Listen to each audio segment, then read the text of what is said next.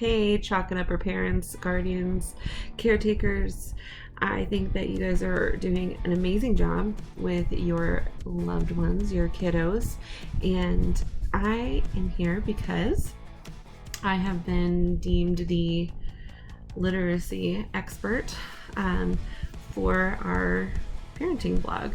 And what I wanted to share with you all is just what is the philosophy that I have that is going to help you the most. So it's not a crazy secret.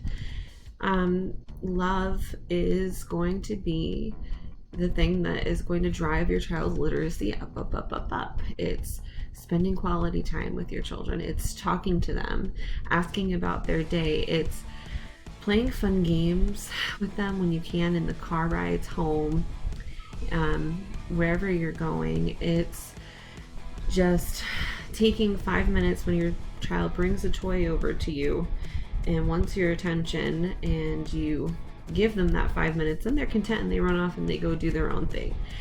Those interactions from infancy, even I have a baby in my belly. I still talk to this baby. They're hearing your voice, they're recognizing your voice, they're hearing the sounds. Without that sound recognition and hearing that over and over and over, it's a lot harder. You're gonna have speech delays. So when you talk about everything that is around you, mommy's doing laundry, I am putting the soap into the dishwasher, and I don't know what else we're gonna do today. It's probably the most awkward thing to do. But when you get yourself used to it, it becomes easy and natural. With my first son, I had a lot of trouble talking to him in the womb, and I had a lot of trouble figuring out what to say. And I read all these articles, and I was like, this is weird, this is awkward. And then I wasn't used to narrating what I do every day, so I had to make a conscious effort to do that. So I was doing my laundry and I was quiet, and I'd catch myself and I'm like, he's awake right now, I could be telling him what we're doing. And I had him on a little carrier on my chest, and I started practicing, and I got better and better at it. And this child is 3 years old and he doesn't stop talking and he loves reading. So we introduced Storytime the moment that he got home, and we made it part of his bedtime routine. And then as he got older, he wanted to just do story time during the day as well, in addition to bedtime. And now he's learning facts about trains and bugs and dinosaurs that I didn't know until I read that with him. Like, I never knew about ladybugs that are blue. I didn't know that they play dead like a possum when they feel threatened. Like, when I was a kid, I thought I killed all these ladybugs, but they were probably playing dead to protect themselves. I had no idea. Thankfully, I have a 3-year-old who is now the reason I know lots of bug facts.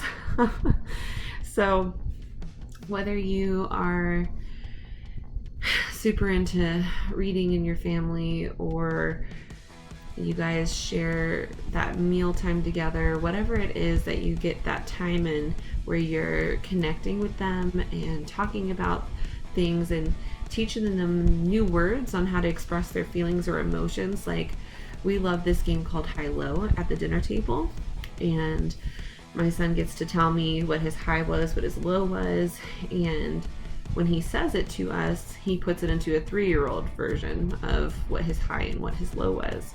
And so we help him, my husband and I, rephrase it in another way. So now he's learning additional vocabulary, and he's finding new words to express his feelings, which, because feelings and emotions are so complicated, you need lots of words for it, right? That's kind of just how that works. And so it's like, oh, you were feeling a little disappointed today, weren't you, when you couldn't stay outside and play with your friends and you had to come in and eat dinner?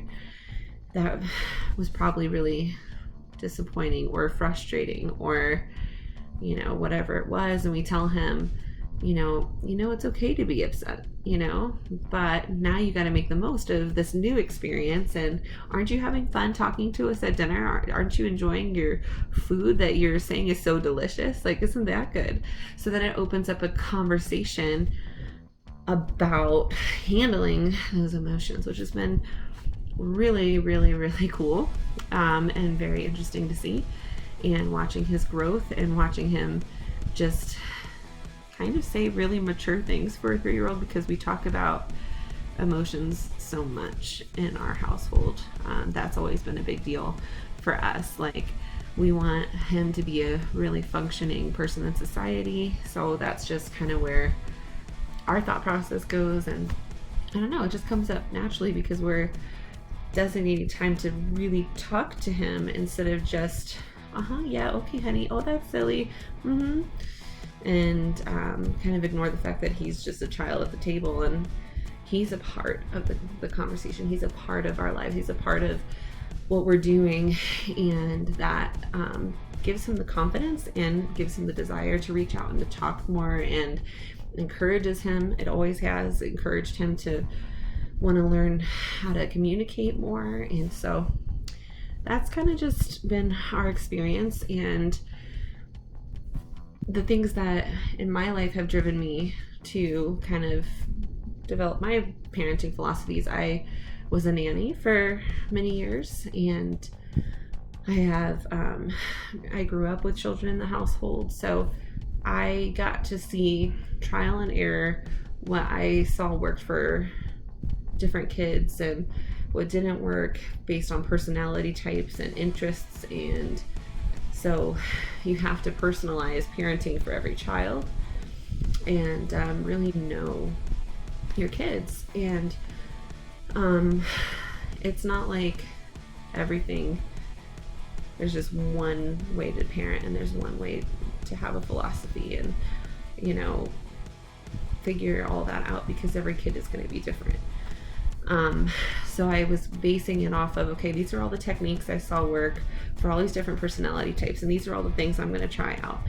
And I had this all in my brain, and then I realized I just need to know my kid, and the better I know him and how he interacts with the world and how he feels and who he is, it helps me to figure out what's going to work to get him to listen, what's going to work to get him to eat, what's going to work to help him get to sleep, and potty training and all that stuff. And as he gets older, hopefully I can keep personalizing that learning, and I'm going to see what that struggle is going to be like with another child in the mix, and working and doing all this stuff. So you guys will hopefully stay on that journey with me, and I look forward to hearing your comments and your questions, your concerns, and hopefully we can help each other. Have a wonderful day, and enjoy your kiddos.